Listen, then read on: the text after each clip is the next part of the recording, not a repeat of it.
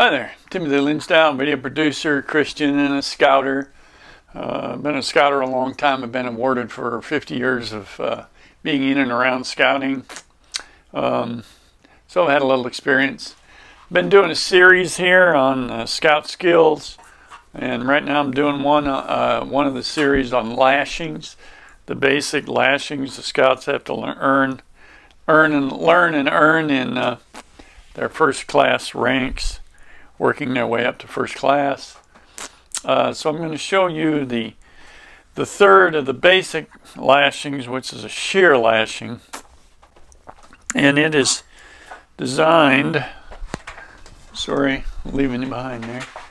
It is designed to put a triangular shaped brace. I'll get the camera down here. So let me see if I can get you moved in position here.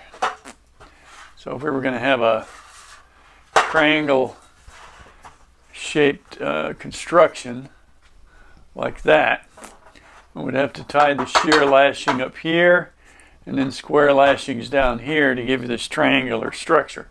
Triangular structures give strength to your construction, so to speak. So I'm going to show the shear lashing. That's what we're going to go into now.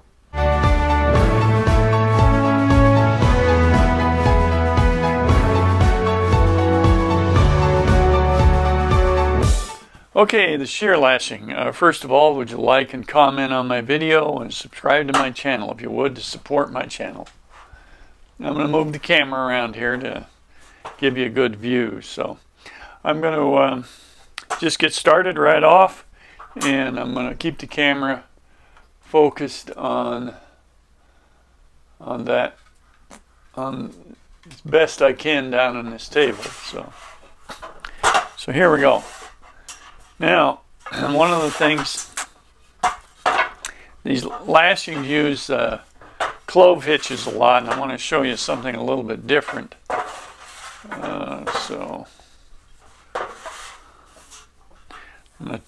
Normally you have to learn to tie it around the pole, but if you do two half hitches like this, make a half hitch like that, same half hitch,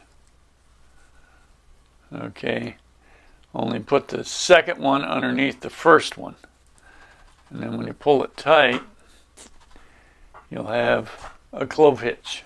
Okay, so if you're at the top of the pole, then you can just make a half hitch like that. It's much quicker and simpler to use. Okay, now we're going to take and slip that over the end of the pole. Let me go over this one. You're better off if you have the half hitch, the short end of the half hitch coming out away from your lashing. Alright, so we're going to tighten that thing up nice and tight. Alright, okay, we'll start with our clove hitch. Now, what you're going to do is a figure eight construction. We're just going to go over that other pole, and then we're going to come around the pole and back up, as you can see, and then we're going to go around, back up the middle, and back around on the other side, and you just continue this figure eight pattern. All right.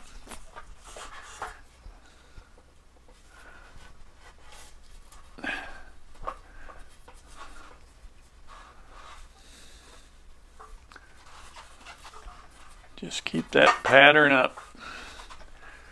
Around and around you go.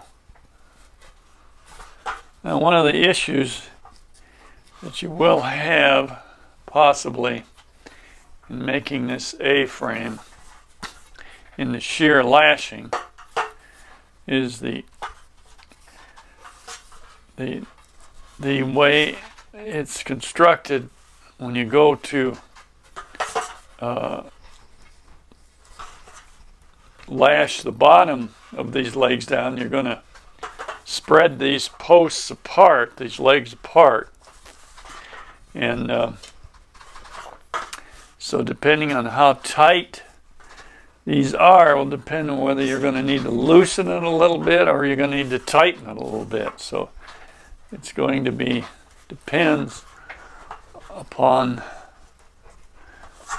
how well it works. So even though you want these snug, you might not want to over tighten them to where you can't hardly spread those legs, but it shouldn't be too difficult. So we got 2, 4, 6. We want to go at least 8 of these wraps. Remember, these are called wraps, and the handbook is pretty good on describing what that is, but these are wraps. Okay, let's come around one more time, see where we're at here. We got 2, 4, 6, 7. All right, we'll go around one more time. It's not as critical, but you should have about 8. So we come back around. Now we're going to tie off our clove hitch. Now here I'm going to tie the clove hitch in a traditional fashion around the post. It's going to be a little bit harder to try that little trick I showed you earlier. So here we go. Now we're coming around. I'm going to go back under to form the clove hitch. Okay, and then we finish her off with the clove hitch. Oh! Okay, mistake. Forgot something.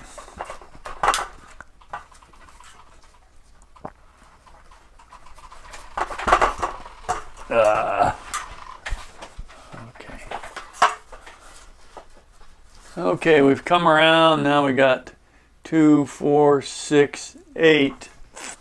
We don't quite need about 8 when we have 2, 4, 6, 8, 10. That's more than enough. So now we're going to do a frap. Remember, the fraps are what go around the middle of the wraps. We can spread these a little bit so that we can get the cord up through there and make our frap. I want to do that twice.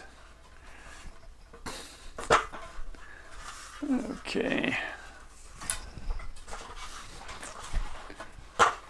Okay, that gives us our 2 fraps. Sorry. Try to keep it in the camera here.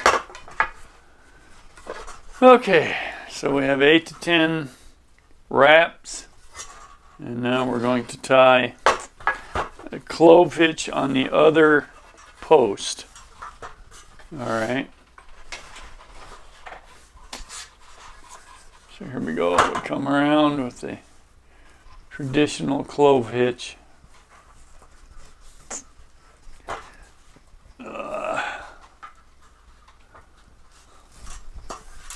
Okay, I'll show that clove hitch to you so that a little closer you can see. That's what we've got tied here.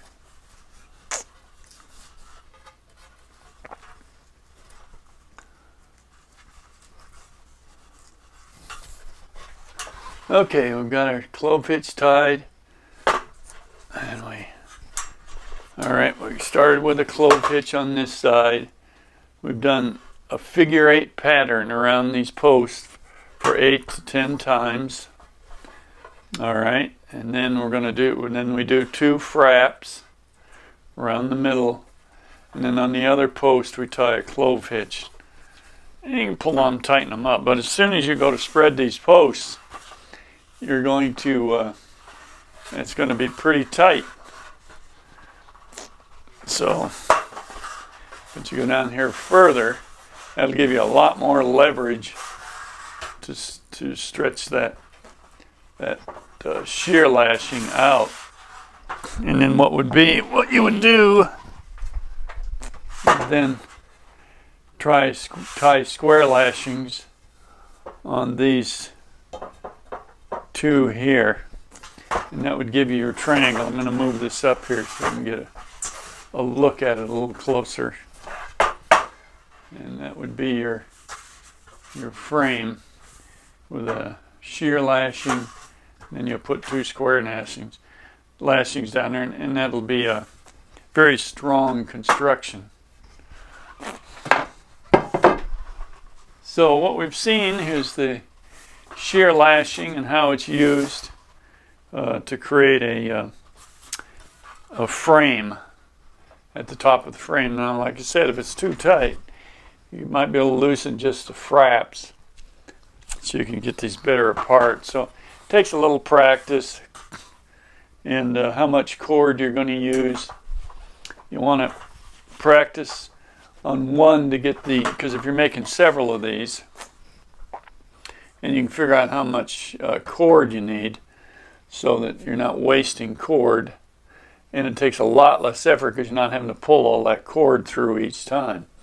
So in the process, in this developing this skill, learning this skill, is you're learning the conservation of material and how you're using it, and you're learning also construction, how you can put together a structure, a useful structure, and that's part of the scouting program, and learning how to make a shear lashing, but also in the construction of projects and that you can actually use for things you're going to do in the outdoors, activities. Never knowing, there might be a time that you would need it to make something around the house. So who knows? But it's part of the scout skill development that's been developed over the years to teach scouts, but anyway, anyone. So now you have an idea of the type of scout skills that a first-class scout would know over time. So anyway, there you are. Now we've made the three scout lashings: the square, the diagonal, and the shear lashings. There are others, but we'll start with those three. So, all right, well, I'm Tim Linsdau. Like and comment on my video. Subscribe to my channel to support my channel. You know what? And get out there and just make it a great day.